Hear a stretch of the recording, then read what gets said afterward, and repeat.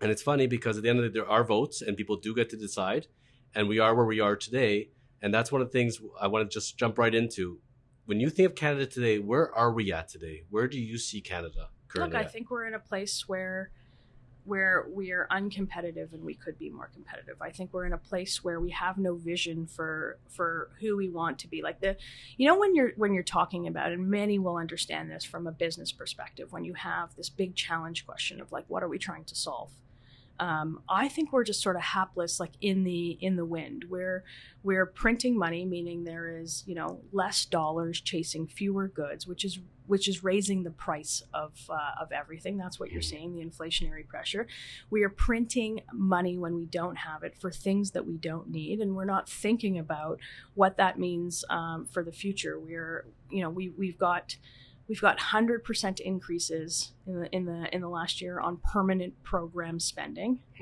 That's problematic in my view, and this is more of an ideological problem for me. And the way that I explain it is, we used to have groups, strong civil society groups, churches, synagogues, Rotary clubs, Jewish Youth Network, whatever it is, that used to play this role in the community to take care of the community. And the government sort of came in and says, we can do it better. And the truth is government can never do anything better than civil society can. I fundamentally believe that.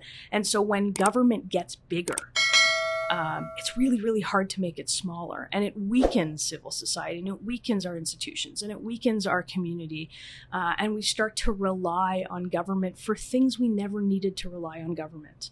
And again, the last person I want running my business or my life or the decisions for my family is the government. They don't do it well. I was telling you off camera before we were going to go live.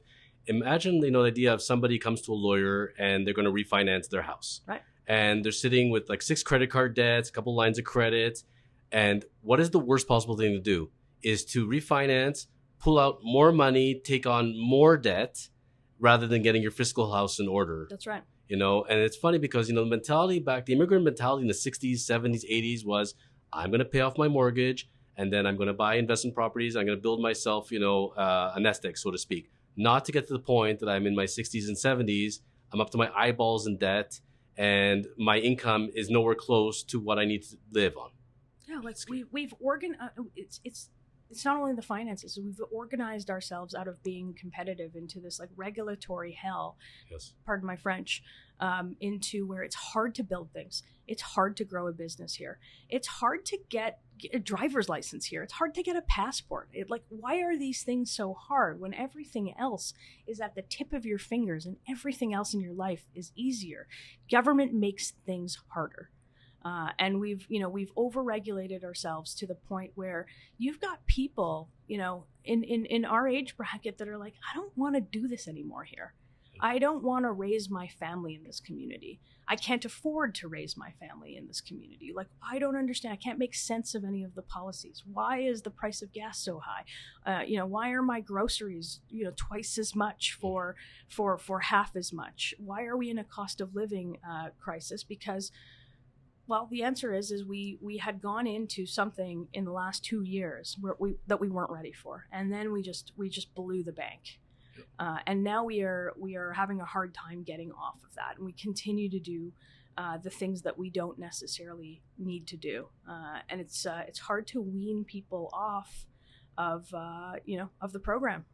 The common thing I'm told by business owners, I have a lot of them as clients, Sure, and they tell me it's very, very simple. You can't sit as a business, hand out money like Pez, and hope it's going to work out. There's only going to be one of two things going to happen. You're either going to print more and you're going to make your money completely worthless, or you're going to tax everybody even more to recoup it.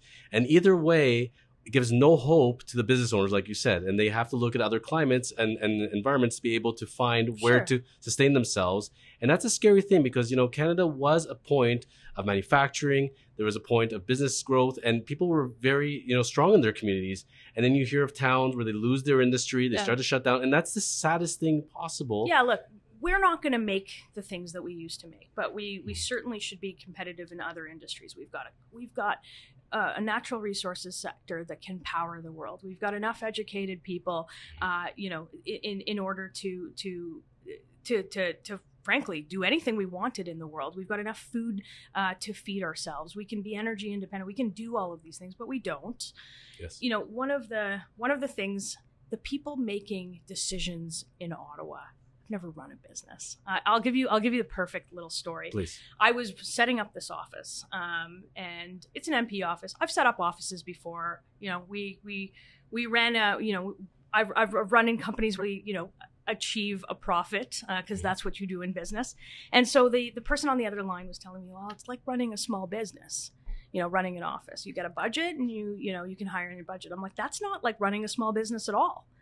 You're just giving me money for, you know, for us to do the activities. That's not what a business is. A business is supposed to clear profit. So just the understanding of, you know, of how the real world works and the policymakers in Ottawa. And this is why I try to get out in the community. Yes, this is why yes. I try to talk to as many people as I can, because the policymakers in Ottawa end up being the gatekeepers to our future. They end up hampering us from a regulatory perspective without even an ounce of care for frankly the competitiveness that we should be striving for.